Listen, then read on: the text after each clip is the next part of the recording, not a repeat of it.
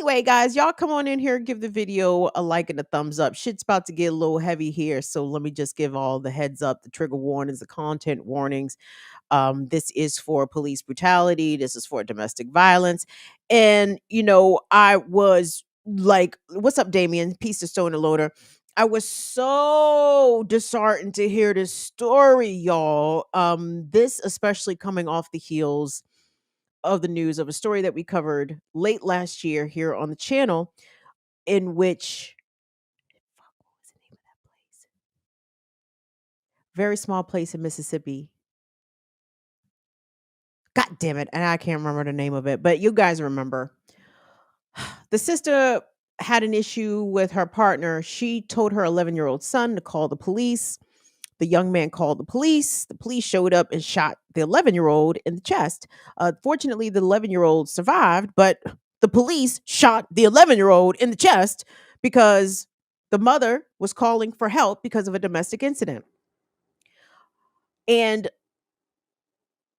the story that came out of California that happened December of 2023, but the news around it is mainly breaking now, is equally as heartbreaking. Will, if you could pop up the article for me, please. Again, content warning, trigger warning for police brutality in domestic violence.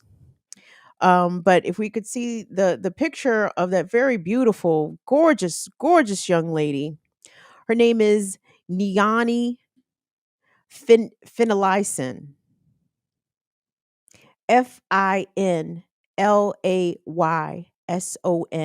27 years old, a mother of two. She had a 9-year-old and a 2-year-old. Back on December 4th, she called 911 because her ex boyfriend had appeared at her home and was allegedly assaulting her. And she called the police for assistance. And as you see there in the headline from The Guardian, it says police fatally shoot Black woman who called 911 for domestic violence. And you guys know the Los Angeles Sheriff's Department is a notorious band of thugs. Google LASD gangs when you get the opportunity, because you see that it is an agency fraught with lawlessness and rampant harassment and torture of the community of Los Angeles County. LASD killed lots of people in LA, a lot of whom have been unarmed, some of whom have been suffering with mental health crisis. But in this case with Niani, she called the police for help. And the police officer who shot her, his name is Ty Shelton. Ty Shelton, this is his second fatal shooting as a Los Angeles sheriff's deputy.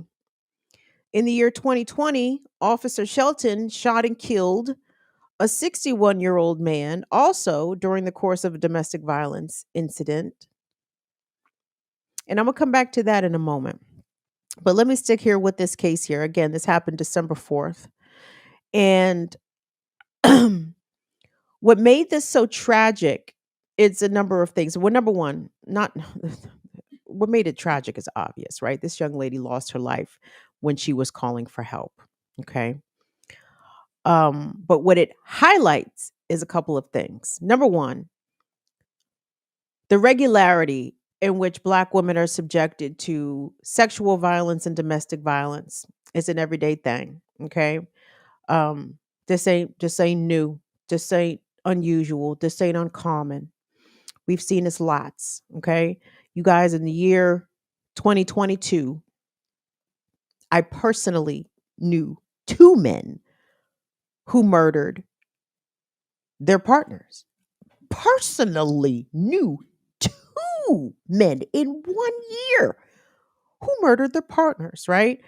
So, and that's just me. I know y'all have had incidents close to you, family members, neighbors. You all have shared this with me. You guys know the rates in which Black women have been murdered out here, either by their partners or on occasion by strangers on the street, right? But I digress. Back to Niami.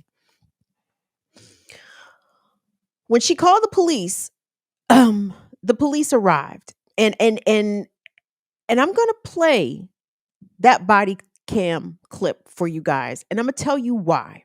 Okay, the reason I want to play this clip is not to traumatize, even though it's going to be traumatic, and I apologize in advance for that. But what I'm trying to illustrate here is again the quickness in which the police seemingly surmise a situation and decide to use deadly force. There is no fucking way that any cop is trained. That's a lie. Let me back that up. There's no fucking way that these cops aren't trained this way to react in a split second, regardless of alternatives to perhaps have a better outcome in the situation. So, what we're going to see here are the male and female Los Angeles sheriff's deputies arrive at Niami's apartment. Again, her 9-year-old daughter is present while her ex is there assaulting her. And when the deputies arrive on the scene, Niami is extremely agitated because she says that her ex put his hands on her 9-year-old daughter, another black girl, black woman, black female. The man put his hands on a 9-year-old. Niami, responding in a way to protect her daughter, as I imagine any parent would, but especially any mother would. She was armed with a knife and she was ready to defend and protect her child. And that is the scenario in which these deputies arrive. And again, content warning, trigger warning. We're going to hear the shots fired, guys. But I want you guys to count. I want you guys to count from when that door opens to when this fucking pig, Ty Shelton, unholsters his pistol and kills this woman in front of her child. Just count how many seconds in which this piece of shit decided to make this life or death decision against a woman who was experiencing domestic violence and who just finished telling these cops that she was there protecting her daughter. Let's take a look at this. They're young.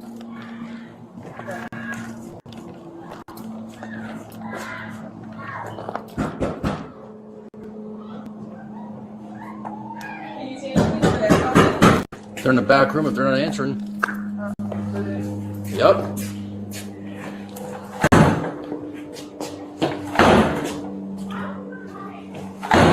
Hold on. Hey, come out. Yeah, I'm gonna stop him because he is my Go. Give me your taser.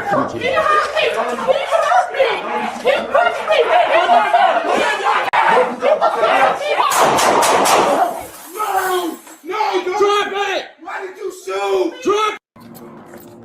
They're young. That's re-racked, Will. You don't have to shoot it again. No, that's enough. Trust me, one time is enough. We do not need to see that again. Thank you, though, for playing that, Will. And guys, the entire fuck, everybody. What in the entire fuck? You're trying to tell me that 2 sheriff's deputies trained, could not disarm a woman with a knife. Couldn't disarm her. Just had to pull the gun and shoot. What the fuck was you asking for the taser for, Officer Shelton? You didn't deploy the taser. You shot her 4 times. The Los Angeles County coroner determined that her manner of death, Niami's manner of death, was homicide by multiple gunshot wounds. Her family has already filed a wrongful death lawsuit, civil rights violations, not only against Los Angeles County, but against the Los Angeles Sheriff's Department. At a press conference, we'll pop up the article back for me again because the Guardian covered this because the 9-year-old, the daughter who was there witnessing her mother be murdered by police, spoke at the press conference. Her name is Ziani. And she actually said quite bravely, she said that the police lied about what her mother's actions were doing when they decided to murder her.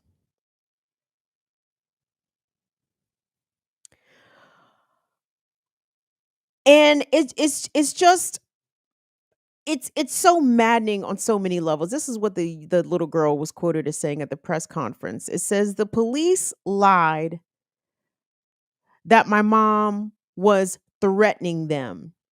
Zania said at a press conference. The 9-year-old said the police lied that my mom was threatening them.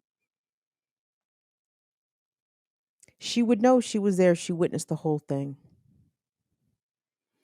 Zania went on to say, this is part of the Guardian article.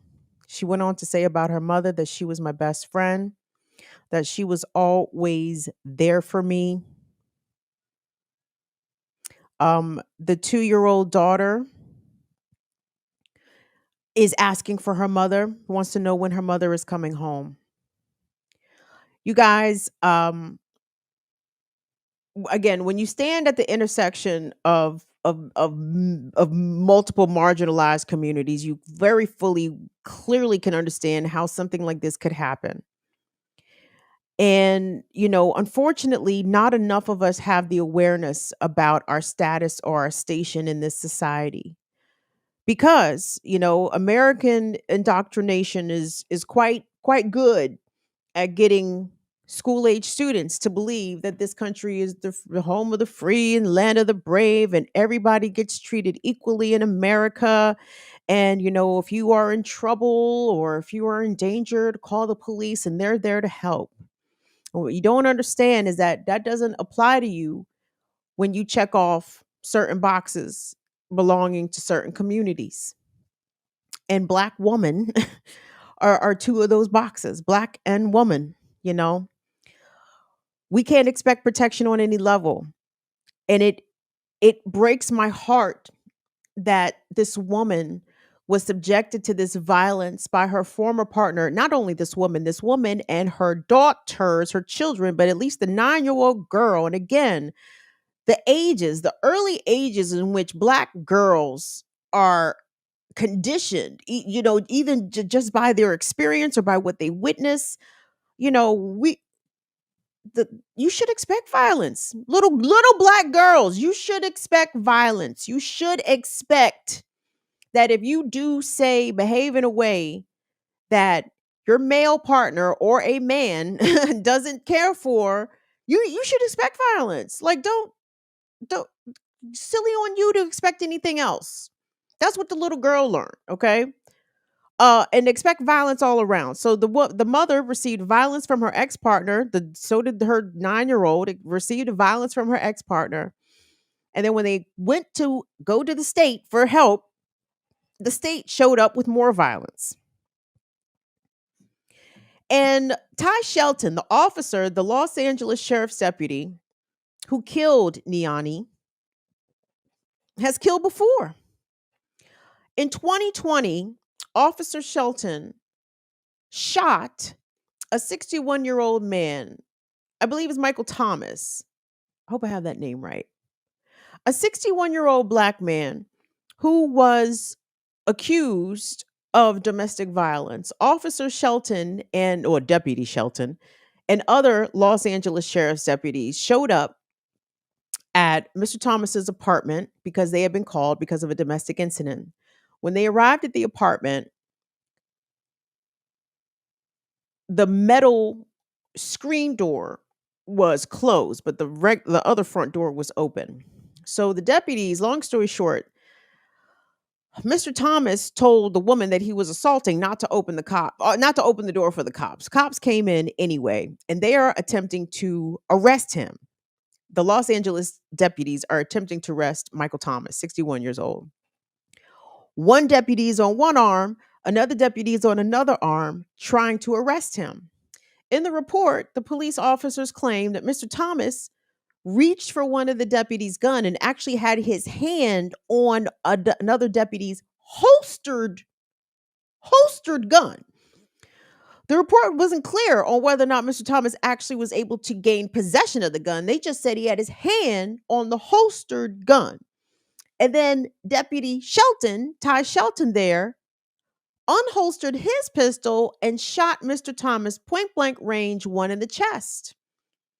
And I said, that story doesn't make any fucking sense. It doesn't make any fucking sense.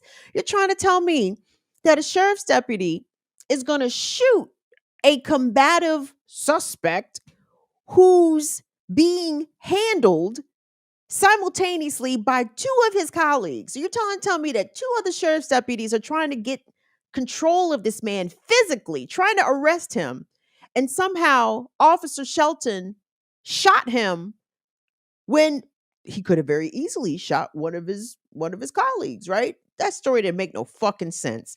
Ultimately, there were no charges brought against Ty Shelton, and he was returned back to duty, where he has been allowed to kill again in another domestic violence incident. Instead, this time he killed the victim. Okay. And for those who might say, well, Niani was wielding a knife, she was attempting to stab her ex.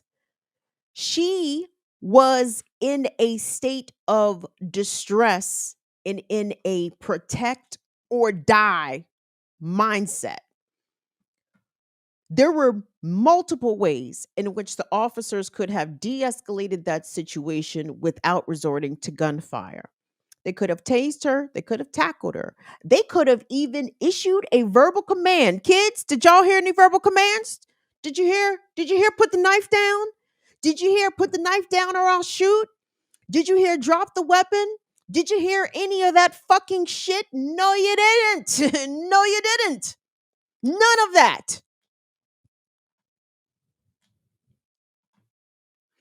This is not a training issue. This is a humanity issue. This is an issue in which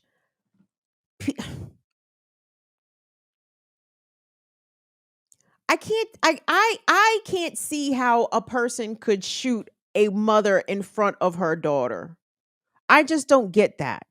But I guess I will never get it, because the types of people that are recruited by these law enforcement agencies are meant to have the mentality that we are less than human. The code that police give on certain calls, service calls, well, they will radio back to dispatch and say NHI, no human involved. But they will use that whilst describing people, whilst describing humans.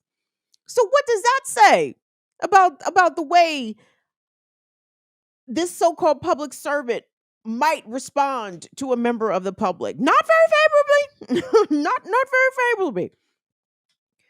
But gang, I need us to be clear, okay? Like, we have to be there's a couple things here. For one, we have to be far more in tune to what domestic violence looks like, and the ways that we can try to proactively help those that are victims of domestic violence, okay? Like, yeah, are most dudes bragging about how they showed up and terrorized their baby mother or they ex? Like, no. I think we're in a point in time in our society now where that's not something that men brag about at work, right? I'm sure there was a time in which, the man them would show up at work and talk about how they had to put a foot in their old lady's ass. I mean, what am I supposed to do? You know what I'm saying? The bitch was acting crazy. What the fuck else was I supposed to do? Right? I'm sure there was a point in time in our history, and probably not so distant past, in which that level of conversation was perfectly acceptable, by amongst the mandem. I don't think that's the case now. I think domestic abusers, and again, to in the interest of unfairness, I'm specifically talking about the male female hetero dynamic in which the male is the aggressor, right? And I understand. To be clear, y'all, I'm not ignorant nor oblivious, nor am I unsympathetic to the male survivors of domestic violence. Do some chicks kill their dudes over domestic violence? Absolutely. Do girls come over and fuck up men, car, windshield, tires, all that? Yes. Do she attack? Yes. Will she cut? Yes. She would do them things. But when it comes to, the way at the rate the bodies pile up, it's not the same, baby. And y'all know this, okay? Y'all know that. And we're not gonna be we're not gonna play disingenuousness over here. We understand what the real gender war looks like. And unfortunately, it looks like that, right? It looks like a man showing up to terrorize a woman in front of her children, and another fucking man showing up to, just end it all for the woman, just to end her, as though the abuse, the assault, and the terrorism that she had just experienced wasn't enough. And what do I say on this program, you guys? Black people, but you see here, black women do not have the same level, of self-defense. Like, we're not allowed to defend ourselves. Like, what do you mean defend yourself? No, you're supposed to stand there and take that. He's smacking you. Oh, well, you better put that knife down or we gonna shoot you. You can't defend yourself. You can't defend your daughter. This is what we mean by when black women say that we are the least protected. Malcolm said it. Black women are the least protected in our society. That's what the fuck that looks like. Right fucking there. The least protected. Look at that beautiful black woman. Not protected. Not protected.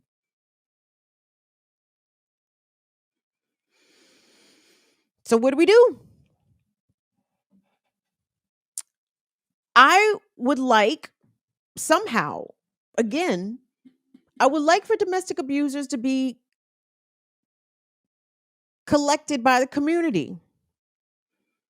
I don't know what that looks like. I don't.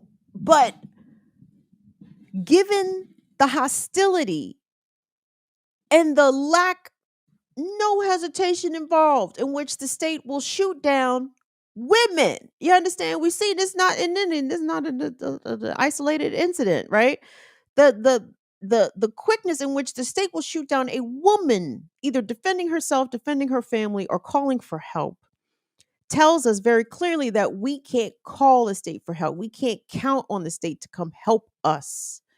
It's nonsensical at this point. You know what I'm saying? And the more that we get out and try to tell other people that, and I know to the regular folks, you know what I mean? Whatever that looks like. I know that sounds crazy. What do you mean, don't call the police? I'm supposed to call the police. The police better show up. And like, I feel so bad for that sister Niani, because you know why? You know what? The main reason I wanted you guys to count the seconds from when the door opened to when the fucking pig shot her down is because I could hear it in her voice. We could hear this sister was a very articulate 27-year-old. I heard her very clearly saying what was happening, what needed to be done, what she was going to do, right? There was no ambiguity there. This lady was obviously very intelligent.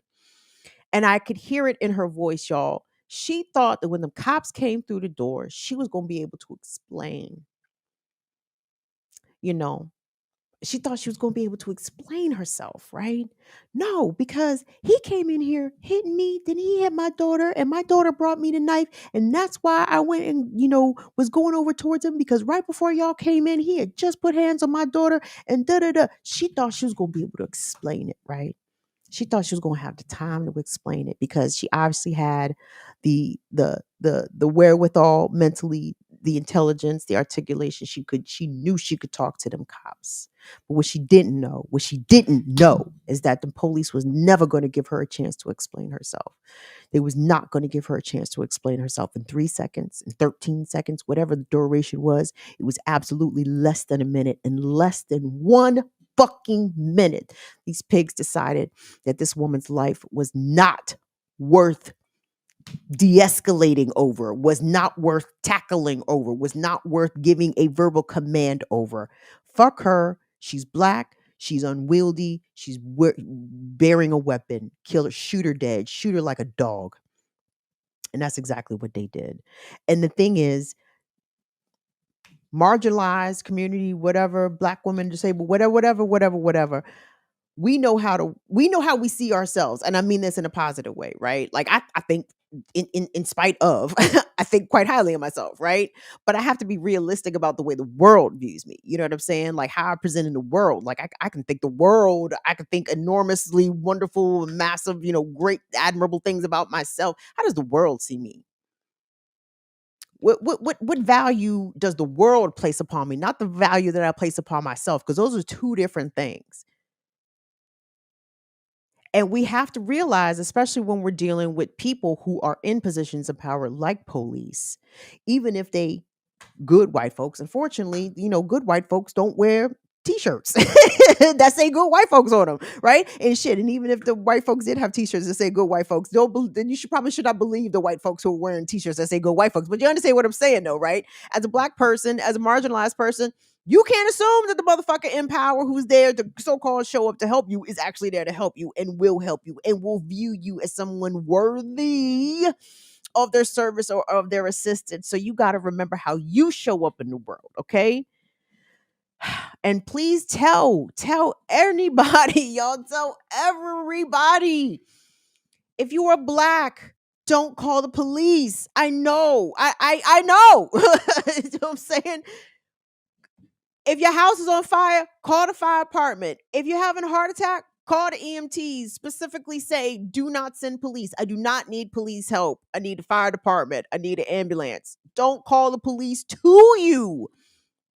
Second of all, if you are a non-black person, and unless your intent is for the black person to end up fucked up, harmed, or dead in some way, please, if you are a non-black person, don't call the police on black people. Do not call the police on black people. You could be signing a black person's death warrant. And this is not hyperbole, everybody. We've seen enough of this. Like, this is systemic. This is beyond a pattern. This is a system. This is a standard operating procedure. This is how this shit fucking goes.